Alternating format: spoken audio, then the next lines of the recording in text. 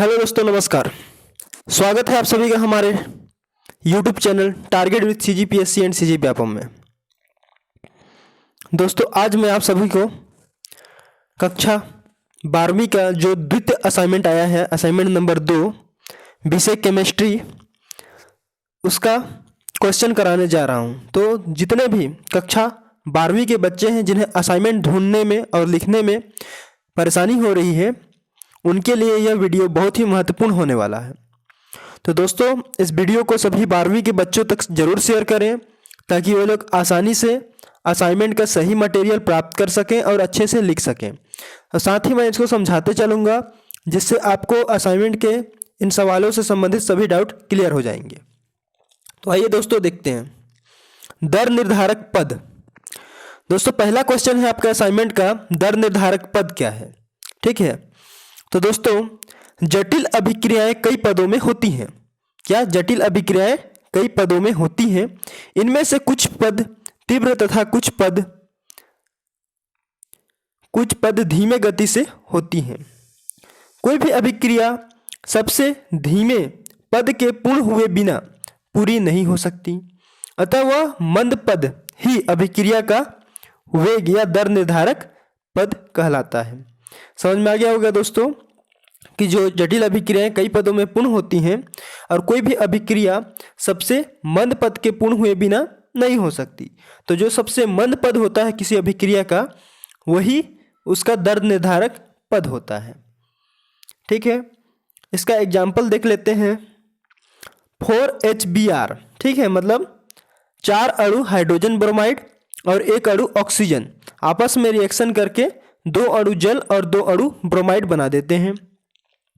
इस अभिक्रिया में 5 अणु अभिकारक एक साथ आपस में संघटन कर रहे हैं जो संभव नहीं है। ठीक है, अतः यह जटिल अभिक्रिया है जो निम्न पदों में पूर्ण होती है। आपको दिख रहा है एक हाइड्रोजन ब्रोमाइड का अणु दूसरे ऑक्सीजन अणु से टक्कर कर रहा है और HOOBr बना रहा है, जिसे मंद पद कहते हैं, और यही इस अभिक्रिया का दर निर्धारक पद है। ठीक है, और दूसरे बार फिर ये जो HOOBr जो बना हुआ है, यही फिर दूसरे HBr के साथ क्रिया करेगा, क्योंकि HBr के 5 अपने पास 4 अणु है ना, और वो बनाएगा 2HOBr, और ये एक तीव्र पद होता है।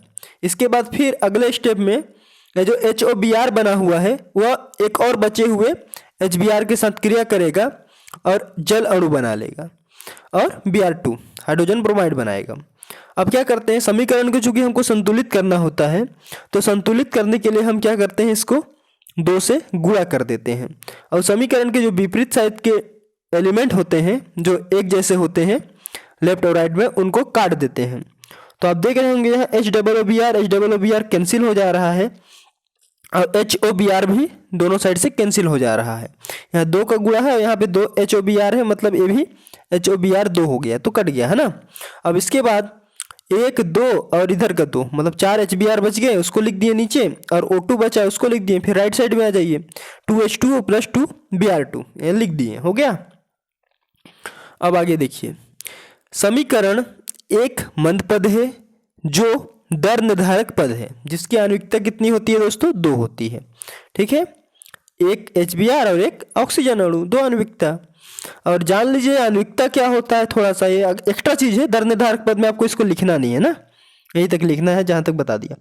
तो आणविकता अभिक्रिया के वेग निर्धारक पद में भाग लेने वाले अणुओं की संख्या अभिक्रिया की आणविकता कहलाती है।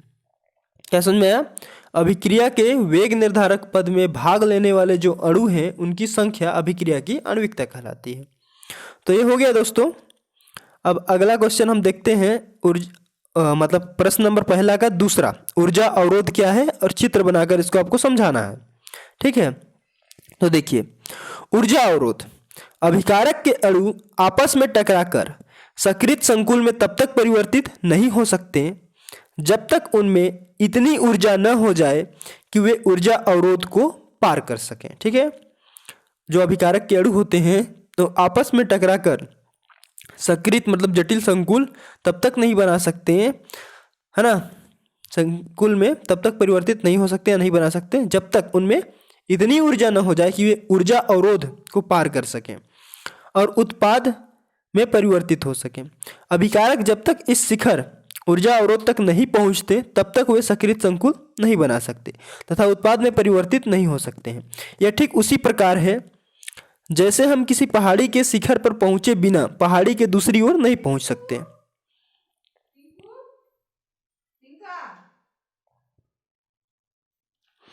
हाँ दोस्तों, तो देखिए चित्र यहाँ पे बना हुआ है ऊर्जा अवरोध का। ठीक है, इसमें आपको देख रहे हैं जो यहाँ पे अभिकारक है एक्स एच वाई एच, है ना, एक अभिक्रिया की गति और वाई एच ऊर्जा को प्रदर्शित कर रहा है ना, ऊर्जा बढ़ रहा है।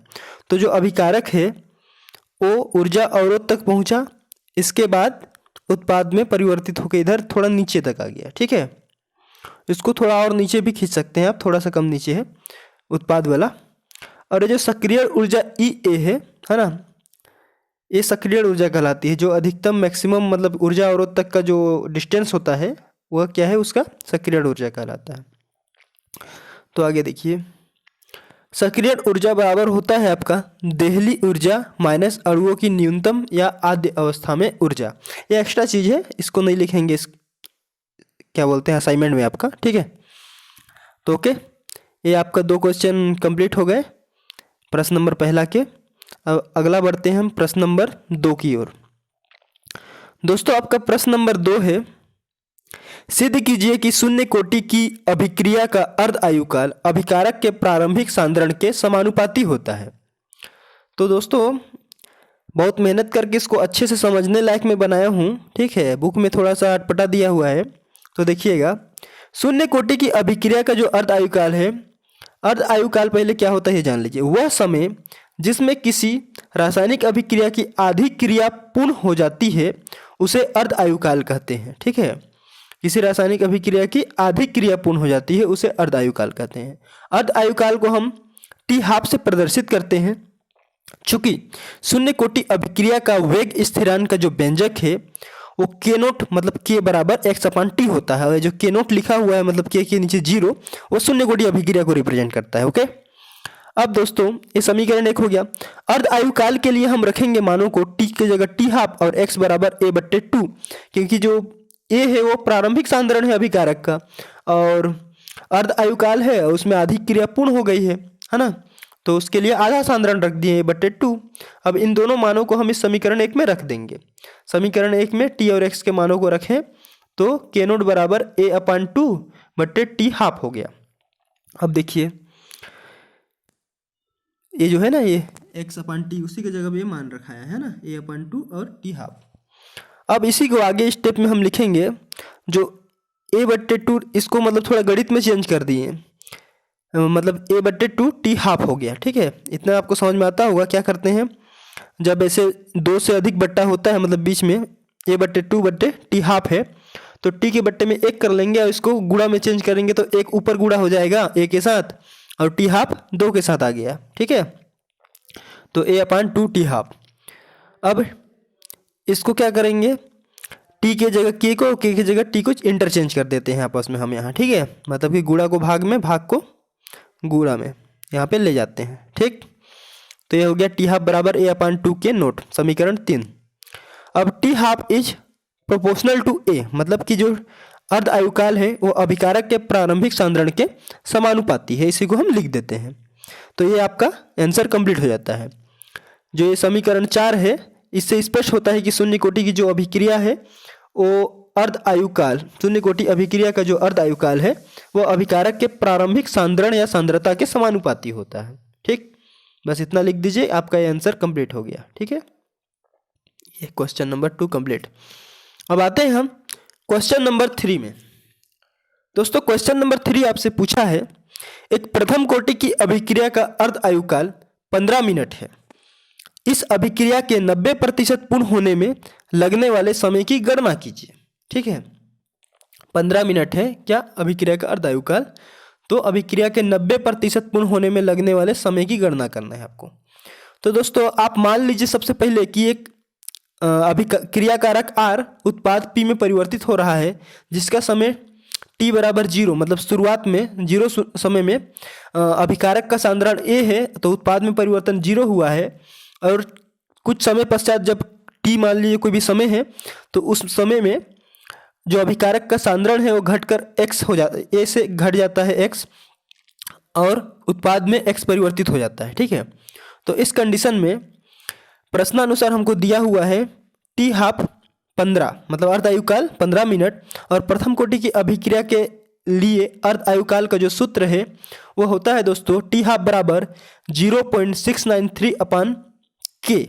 ठीक है, 0.693 अपान के। तो टी हाफ हमको दिया हुआ है 15 मिनट, उसको रख देंगे वैल्यू को और इसको हल करेंगे। अब यहाँ पे इंटरचेंज कर देंगे, के को यहाँ लिख दिए और 15 को बट्टे में ले गए। तो अब के बराबर हम इसको भाग दिए, तो भाग देने पर हमारा 0.0462 आता है। ठीक है, इसको भाग दीजिएगा बस, और कुछ नहीं करना है।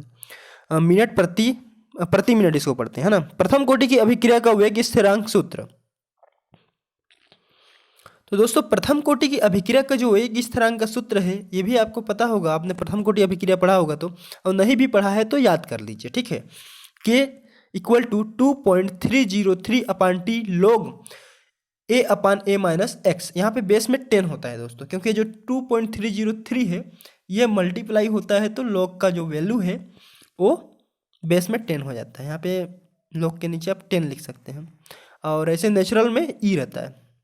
ओके, ज़्यादा मत दिमाग लगाइए, ये सूत्र लिखिए, कोई दिक्कत नहीं है, नहीं लिखेंगे 10 तो भी। तो टी इक्वल टू 2.303 अपान के log a upon a minus x. क्या समय के लिए बोला है ना, ये तो वेग स्थिरांक निकाल दिए और हमको क्वेश्चन में समय पूछा है। ठीक है, कि 90% पूर्ण होने में कितना समय लगेगा, तो हमको ये टी बराबर टी के फॉर्म में इस फार्मूला को चेंज कर दिए। अब इसी में मान रख के हम आगे आंसर निकालेंगे। तो जहाँ ए अभिकारक की प्रारंभिक सांद्रता है और x अभिकारक की उत्पाद में परिवर्तित हुई मात्रा है। ठीक है, अब आगे देखिए, तो अभिक्रिया के 90% पूर्ण होने पर x का वैल्यू हम निकाल लेंगे। x बराबर क्या, अभिकारक के प्रारंभिक सांद्रण का 90% पूरा हो गया, तो x का वैल्यू कितना बचा, 9a अपान 10। ठीक है, 9a अपान 10 बचा। इसलिए अब हम क्या करेंगे, इस x के मान को उस समीकरण में रख देंगे समय वाले में। t बराबर 2.303 अपान 0.0462 दर स्थिरांक का मान रख दिए, log a upon a minus 9a upon 10, x की जगह में 9a अपान 10 रख दिए। अब इसको हल कर दिए तो ये 10 ये जो कहते हो है इधर, और ये log 10a अपान 10a माइनस 9a हो गया। ठीक है, अगले स्टेप में इसी को हल कर दिए तो 2.303 अपान 0.0462 log 10x upon 10a upon a, तो a से कैंसिल हो गया तो log 10 बच गया। चूंकि यही बोल रहा था दोस्तों, इस तरह से बेस में मतलब आधार में log का 10 लिखना है, सब में लिख सकते हैं ऐसा। ठीक है, तो log बेस 10 का वैल्यू 1 होता है ना, रख दिए। अब इसको भाग दिए तो 49.84 मिनट हमारा निकल के आंसर आ गया। ठीक है, तो आपको समझ में आ गया होगा यह क्वेश्चन। ठीक है, थर्ड, तो इस तरह से आपका क्वेश्चन नंबर 3 का पहला कंप्लीट होता है। अब दूसरा देखते हैं दोस्तों। क्वेश्चन है दूसरा आपका, दूध में खटाई डालने पर वह स्कंदित हो जाता है, क्यों? ठीक है, तो कोई ज़्यादा टेंशन नहीं लेना है, आपको सिंपल बताना है। कोलाइडी विलयन आपने पढ़ा है, चूंकि दूध क्या होता है, ऐसा लिखिए आप, चूंकि दूध एक कोलाइडी विलयन होता है और हम जानते हैं कि जब किसी कोलाइडी विलयन में किसी विद्युत अपघट्य का विलयन थोड़ी मात्रा में मिलाया जाता है तब कोलाइडी कण विद्युत उदासीन होकर परस्पर संयुक्त हो जाते हैं और अवक्षेप बना लेते हैं। कोलाइडी कणों पर एक समान आवेश होने के कारण वे एक दूसरे से दूरी बनाए रखते हैं, किंतु जब विद्युत अपघट्य की थोड़ी मात्रा मिलाई जाती है तब विद्युत अपघट्य के आयन कोलाइडी कणों के आवेश को उदासीन कर देते हैं। क्या बोला? जब विद्युत अपघट्य की थोड़ी मात्रा मिलाई जाती है तब विद्युत अपघट्य के जो आयन होते हैं कोलाइडी कणों के आवेश को उदासीन कर देते हैं। ठीक, इस तरह अनावेशित कोलाइडी कण एकत्रित होकर अवक्षेप बना लेते हैं। ठीक है, इसी प्रकार जब दूध में खटाई मिलाई जाती है तब वो स्कंदित या अवक्षेपित हो जाता है। ठीक, अब आते हैं क्वेश्चन नंबर 4 में। क्वेश्चन नंबर 4 दिया है दोस्तों, अधिशोषण समतापी वक्र क्या है? फ्रेंडलिक अधिशोषण समतापी वक्र को समझाइए। तो दोस्तों अधिशोषण समतापी क्या होता है पहले ये जान लेते हैं ना। तो स्थिर ताप पर, समतापी मतलब क्या? सम मतलब समान, तापी मतलब ताप। ठीक है, तो समान ताप मतलब स्थिर ताप। स्थिर ताप पर अधिशोषक द्वारा अधिशोषित गैस की मात्रा में दाब के साथ परिवर्तन एक वक्र के माध्यम से व्यक्त किया जा सकता है, जिसे अधिशोषक समतापी वक्र कहते हैं। अब दोस्तों मैं थोड़ा सा आपको यहाँ पे समझा देता हूँ अधिशोषक क्या होता है। तो देखिए ये जो डायग्राम बना हुआ है यहाँ पे थोड़ा सा इसको आप ध्यान से दीजिए। ये जो मैं रेड पेन से अधिशोषक लिखा हुआ हूँ इसको थोड़ा समझिए। दोस्तों सपोज कीजिए ये एक अधिशोषक है डब्बे के अंदर, है ना, मतलब ये पूरा डब्बा एक अधिशोषक है। क्या है? अधिशोषक। अधिशोषक मतलब वो जिस पर कोई चीज़ आकर चपकता है, ठीक है, और ऊपर में जो गैस है, अधिशोषक ठोस है और जिसका द्रव्यमान स्मॉल है, और ये जो गैस है एक्स है, ठीक है, एक्स इसकी मात्रा है।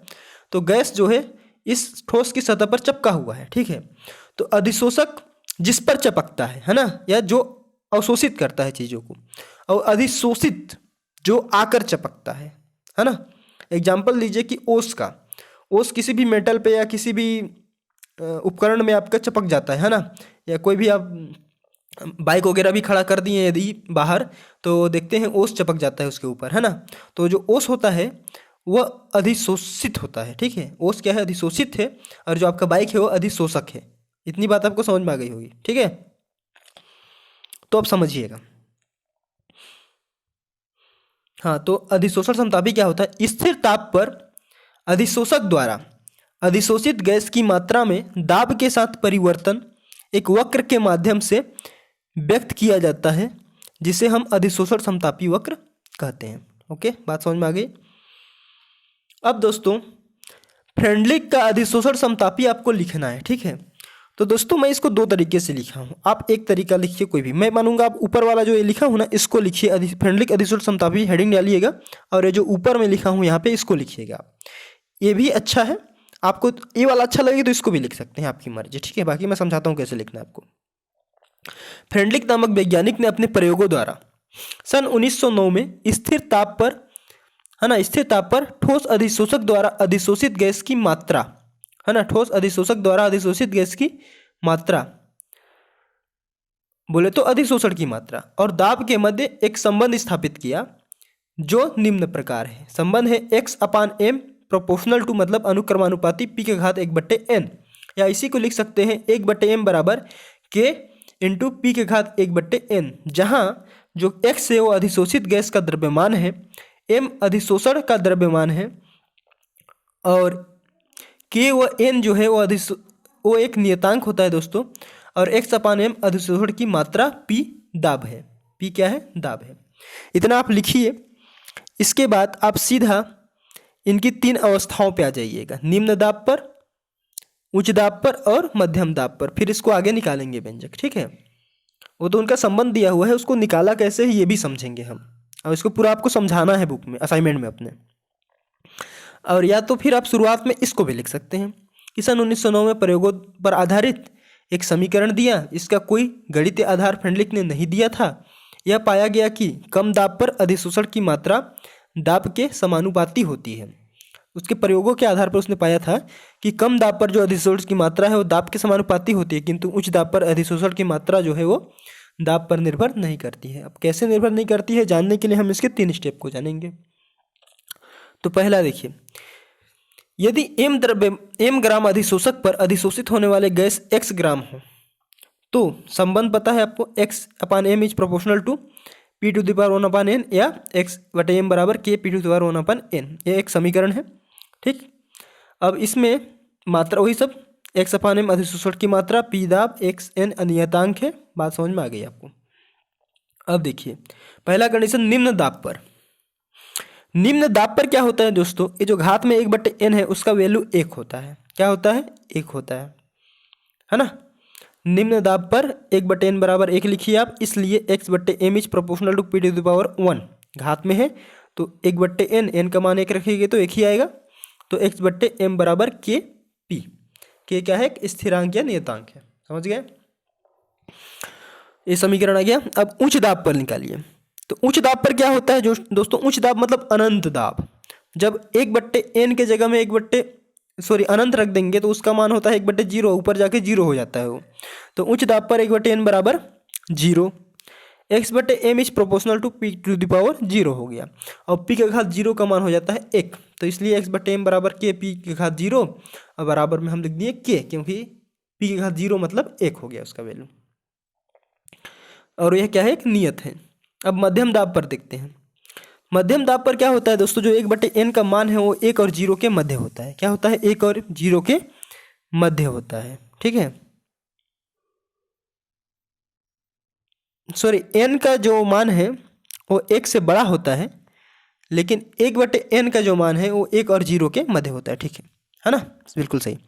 इसलिए x/m प्रोपोर्शनल टू हो गया p के घात 1/n, और x/m बराबर हो गया k p के घात 1/n, और जहाँ n क्या है, 1 से बड़ा होता है। 1 से बड़ा होगा तभी तो 1 का जो मान है 1 और 0 के बीच आएगा ना।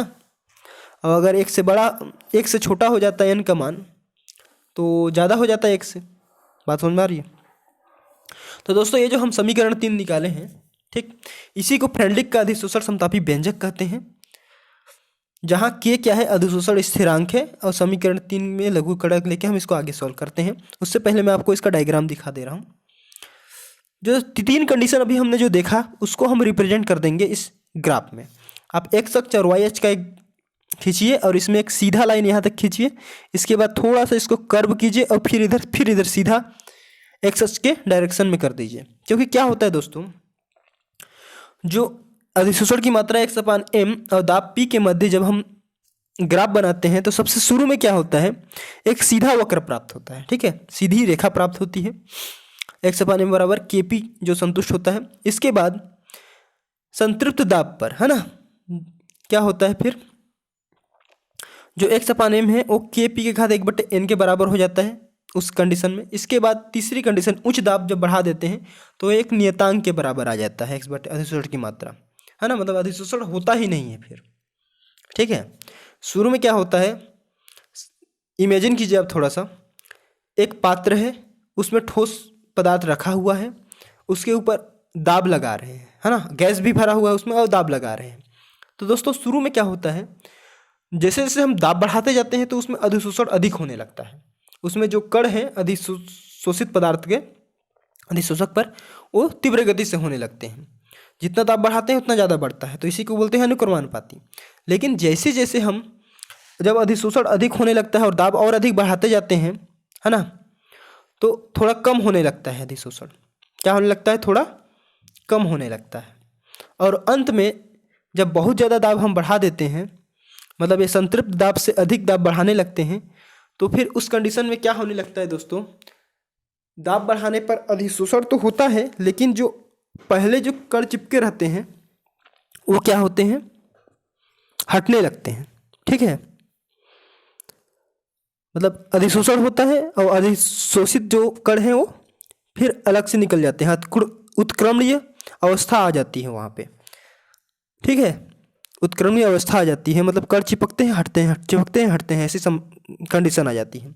तो इस कंडीशन में क्या होता है, आपका जो कण है, मतलब जो अधिशोषण है वो नियत रह जाता है, ठीक है।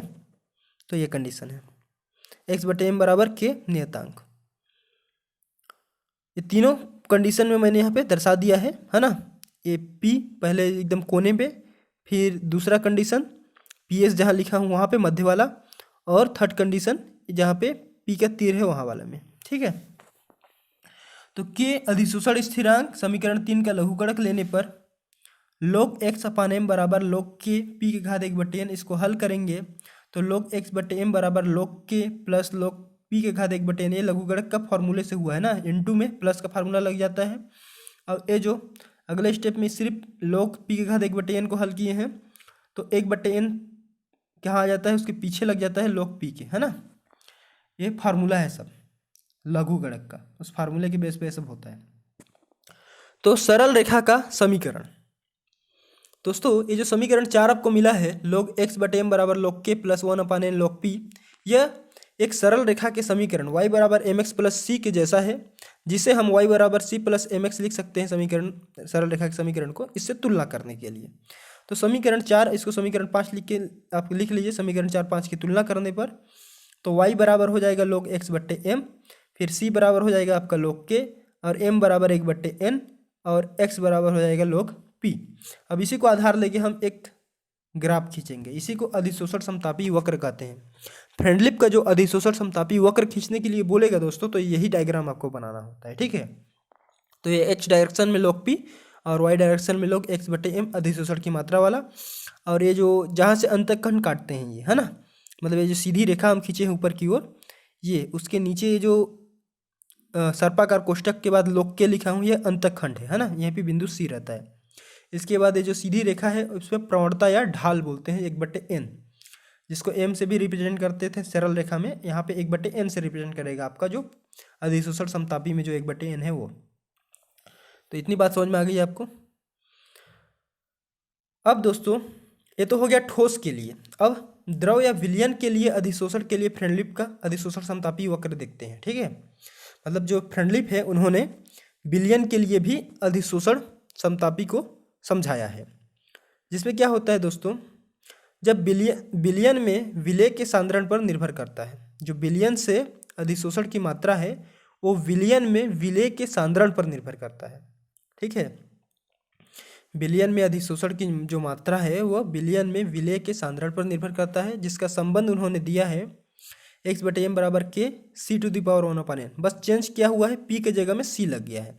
और c क्या होता है, अधिशोषण के पश्चात साम्यावस्था में विलेय का सांद्रता होता है, ठीक है, या विलेय का सांद्रण। अब इसी को log लेंगे तो log x/m बराबर log k + 1/n log c आ जाएगा, ठीक। अब इसके लिए डायग्राम सेम बनेगा, बस log p की जगह log c हो जाएगा आपका, ठीक है। अब विलयन से अधिशोषण के लिए फ्रेंडलिक अधिशोषण समतापी वक्र है ये। अब दोस्तों द्रव स्नेही कोलाइड और द्रव विरोधी कोलाइड में अंतर देखेंगे हम, जो आपका अंतिम नंबर का प्रश्न है। तो द्रव स्नेही कोलाइड और द्रव विरोधी कोलाइड में अंतर। द्रव स्नेही और द्रव विरोधी कोलाइड में अंतर देखते हैं। तो गुण द्रव स्नेही कोलाइड और द्रव विरोधी कोलाइड। तो दोस्तों सबसे पहले है बनाने की विधि। विलेय को विलायक में घोलने पर बन जाते हैं। द्रव स्नेही कोलाइड जो है विलेय को विलायक में घोलने पर बन जाते हैं। द्रव विरोधी कोलाइड विशेष विधियों द्वारा बनाया जाता है। अब कणों की प्रकृति। तो द्रव स्नेही कोलाइड में कण जो है वो बड़े बड़े अणुओं के रूप में रहते हैं, जबकि द्रव विरोधी कोलाइड में कण छोटे छोटे अणुओं के संगुणन से बनते हैं। तीसरा है स्थायित्व। तो द्रव स्नेही कोलाइड अधिक स्थायी होते हैं, सरलता से स्कंदन नहीं होता, जबकि द्रव विरोधी कोलाइड कम स्थायी होते हैं। विद्युत अपघट्य द्वारा इन्हें आसानी से स्कंदित किया जा सकता है। चौथा है पृष्ठ तनाव। परिक्षेपण माध्यम के पृष्ठ से कम होता है ना। जो पृष्ठ तनाव है द्रव स्नेही कोलाइड में, उनमें परिक्षेपण माध्यम के पृष्ठ से कम तनाव होता है ना। और ये जो द्रव विरोधी कोलाइड है इनमें परिक्षेपण माध्यम के पृष्ठ के बराबर होता है तनाव। श्यानता की बात करें तो द्रव स्नेही कोलाइड में परिक्षेपण माध्यम की श्यानता से अधिक होती है। परिक्षेपण माध्यम मतलब वह माध्यम जो क्या करता है, विलेय को छुपा देता है, ठीक है, क्या करता है, कणों को छुपा के रखता है। और परिक्षेप प्रावस्था मतलब जो छिपता है ये होता है, ठीक है। तो परिक्षेपण माध्यम की श्यानता के बराबर होता है किसमें, द्रव विरोधी कोलाइड में। अब है छठवां आवेश। इनमें धन ऋण या शून्य आवेश हो सकता है, जो कि विलयन के पीएच मान पर निर्भर करता है।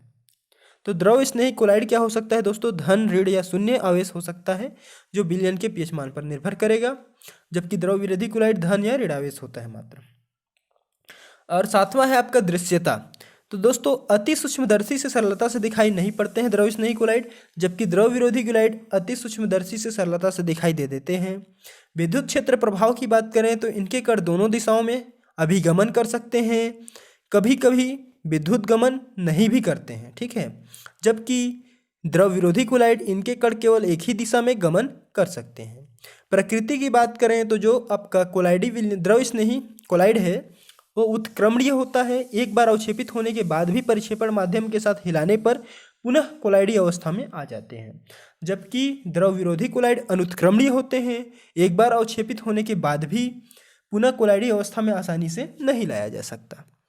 तो जय हिंद साथियों, आज के इस वीडियो लेक्चर में बस इतना ही। अगर आपको ऐसी लगातार असाइनमेंट के नोट्स चाहिए, आपको ऐसे ही बनाया तो आप कमेंट लिखिए, लाइक करें और सभी 12वीं के बच्चों तक शेयर करें ताकि सभी को नोट इजीली अवेलेबल हो सके और समझ में भी आ जाए अच्छे से।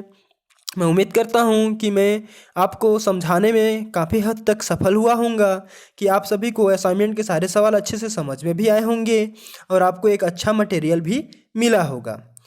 तो दोस्तों, चैनल को भी सब्सक्राइब करके ज़रूर रखिएगा और बेल नोटिफिकेशन को भी ऑन रखिएगा ताकि जो भी मैं वीडियो अपलोड करूं आपको मिलता रहे, क्योंकि मैं स्टडी से संबंधित बहुत ही नए नए वीडियो अपलोड करता रहता हूं। तो जय हिंद साथियों।